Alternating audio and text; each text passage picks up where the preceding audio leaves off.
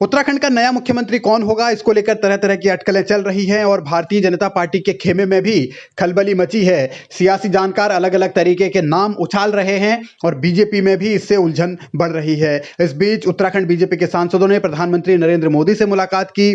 BJP के राष्ट्रीय अध्यक्ष जेपी नड्डा से भी उत्तराखंड बीजेपी के सभी सांसद दिल्ली में मिले और सांसदों का यह दावा है कि उन्होंने जीत की बधाई दी। लेकिन इस मुलाकात के भी सियासी तौर पर कई मायने निकाले जा रहे हैं। मुख्यमंत्री विधायकों में से होगा या फिर कोई बाहर का चेहरा होगा, इसको लेकर भी सस्पेंस है और इसी पर सबसे ज्यादा अटकलबाजी लगाई जा रही है, कयास भी लग रहे हैं। लिहाजा अब बीजेपी ने उत्तराखंड के कार्यकारी मुख्यमंत्री पुष्कर सिंह धामी और प्रदेश के अध्यक्ष मदन कौशिक को दिल्ली तलब किया है। आज दोपहर ये बैठक होगी। इस बैठक के बाद यह तय होगा कि आगे की रणनीति क्या होगी। माना जा रहा है कि आलाकमान यह तय कर चुका है कि मुख्यमंत्री कौन होगा, बस इसकी औपचारिक घोषणा होनी बाकी है।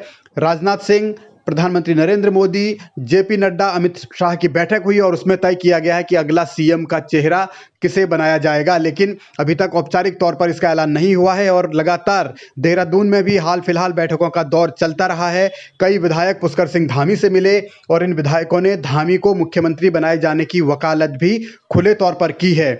खबर यह भी है कि बीजेपी आलाकमान ने ऐसे विधायकों को फटकार भी लगाई है जिन्होंने धामी के लिए सीट छोड़ने की बात कही थी और उनको कहा गया है कि जब अभी आलाकमान ने कुछ कहा नहीं है तो आप क्यों इस तरीके की बयानबाजी कर रहे हैं।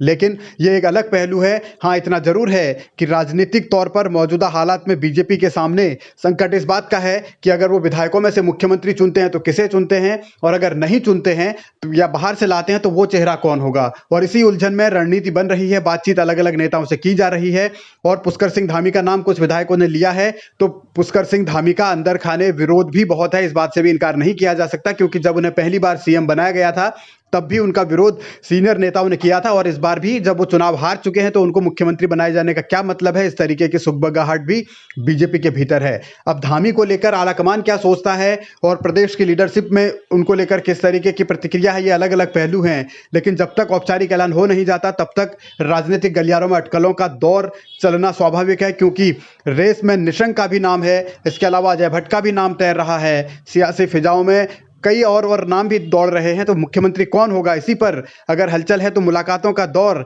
अलग अलग विधायकों का अलग अलग नेताओं से, बड़े नेताओं से चल रहा है और इसको लॉबिंग के तौर पर भी माना जा रहा है। लेकिन मौजूदा राजनीति में यह जरूर है कि उत्तराखंड में 47 सीट जीतने वाली भारतीय जनता पार्टी मुख्यमंत्री का फैसला नहीं कर पा रही है। तो ये बतलाता है कि पार्टी के भीतर उलझने कम नहीं हैं, क्योंकि एक चेहरे पर हर कोई सहमत नहीं है। और जब राजनाथ सिंह को पर्यवेक्षक के तौर पर बनाया गया है, क्योंकि पहले धर्मेंद्र प्रधान और पीयूष गोयल थे, अब राजनाथ सिंह और मीनाक्षी लेखी अगर उत्तराखंड जा रहे हैं तो इसके भी अलग अलग लिहाज से मायने टटोले जा रहे हैं।